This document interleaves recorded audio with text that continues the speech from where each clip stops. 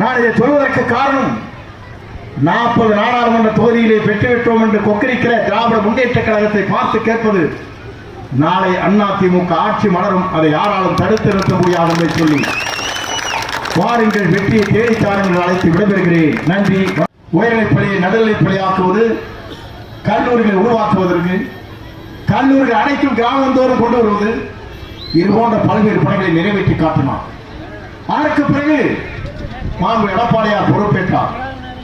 நல்ல திட்டங்களை தமிழகத்திலே கொண்டு வந்தார். ஏழையின் கண்ணீரை துடைப்பதற்கு 7.5% இடஒதுக்கீட்டை தந்தார். அத்திக்கடவு அவனாசி திட்டத்தை நிறைவேற்றினார். 60 ஆண்டு கால கனவுகள். இந்த நாட்டிலே இருக்கிற மக்களுடைய நலன் கருதித்தான் பல்வேறு திட்டங்கள் தமிழகத்திலே நிறைவேற்றிருக்கிறார். தலைவர் பிறந்தால் வரலாறு இருக்கிறது, மறந்துவிடக்கூடாது. உங்கள் ஒவ்வொரு வரலாற்றுக்கும் ஒரு தலைவர் இன்றைக்கு இருந்து கொண்டிருக்கிறார் நினைவில் என்பதை நீ மறந்துவிடக்கூடாது. ஆகவேதான் சுலபமான திட்டம் அல்ல. 3500 ரூபாய் ஒரு சைக்கிள், மடிக்கணினி 12,000 ரூபாய். நம் ஆட்சியில் இருக்கும் வரை 53,72,000 பேருக்கு மடிக்கணினி வாங்கிடும். இன்றைக்கு திராவிட முன்னேற்ற கழகத்தை சொல்கிறார் 3.5 ஆண்டு காலம் உருண்டோடி இருக்கிறது. மடிக்கணினி பற்றி நாங்கள் பரிசீலித்துக் கொண்டிருக்கிறோம். என்னப்பா பரிசீலிக்கிறீர்கள்?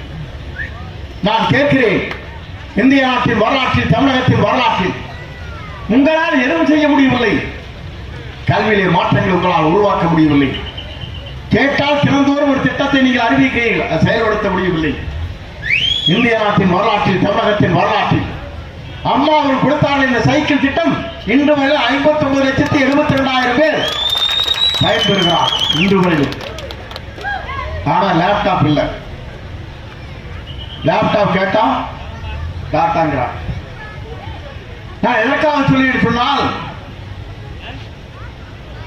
இந்த திட்டங்கள் அனைத்தும் உங்களை சேர வேண்டும் என்பதுதான் எங்களுடைய நோக்கம். உங்கள் வரிப்படம் உங்களுக்காக செலவிட வேண்டும் என்பதுதான் எங்களுடைய நோக்கம். அதைத்தான் இங்கே பேசினோம். இந்திய நாட்டின் வரலாற்றில், தமிழகத்தின் வரலாற்றில் அம்மா அவர் தோண்டி புகழுடன் தோன்றினார். மக்களுக்காக திட்டங்களை நிறைவேற்றினார். ஏழையின் கண்ணீரை துடைத்தார். பெண்கள் சுயமாக வாழ வேண்டும் என்பதற்காக சுயநிலைக்குழுவை உருவாக்கினார். மாணவருடைய கல்வியறிவு பெற வேண்டும் என்ற நோக்கத்தோடு தான் நடுநிலைப்பள்ளிகளை உருவாக்கினார். இந்தியாவுடைய முதல் முறையாக புரட்சித் தலைவர் எம்ஜிஆர் கொண்டு வந்த திட்டம் தான் செல்ஃப் பைனான்ஸ். அந்த திட்டம் மட்டும் நிறைவேற்றவில்லை என்றால் தனியார் இன்றைக்கு 490 பள்ளி பொறியியல் கல்லூரிகள், 27 மருத்துவக் கல்லூரிகள், 12 வேளாண்மை கல்லூரிகள் இது இல்லை என்று சொன்னால், மாணவராக இருக்கிற நீங்கள் 54% என்று உச்சத்தை அடைவதற்கு புரட்சித் தலைவர் வித்திட்டார் என்பதை மறந்துவிடக்கூடாது. மத்திய வங்கியுடைய முன்னாள் ஊராட்சி குழுவினுடைய முன்னாள் தலைவர் எம்ஜிஆர் என்பதை நீங்கள் நினைவில் வைத்துக் கொள்ளுங்கள். அது மட்டுமல்லாமல் தமிழ்மொழியில ஒரு ஜிஎஃப் போட்டவர் புரட்சித் தலைவர் எம்ஜிஆர். இது மாதிரி எண்ணற்ற நலத்திட்டங்களை நம்மளுக்கு பெரும் கல்வி புரட்சி ஏற்பட்டது.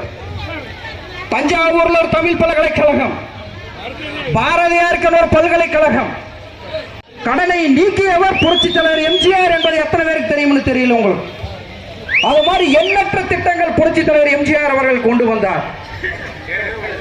அது மட்டுமல்லாமல்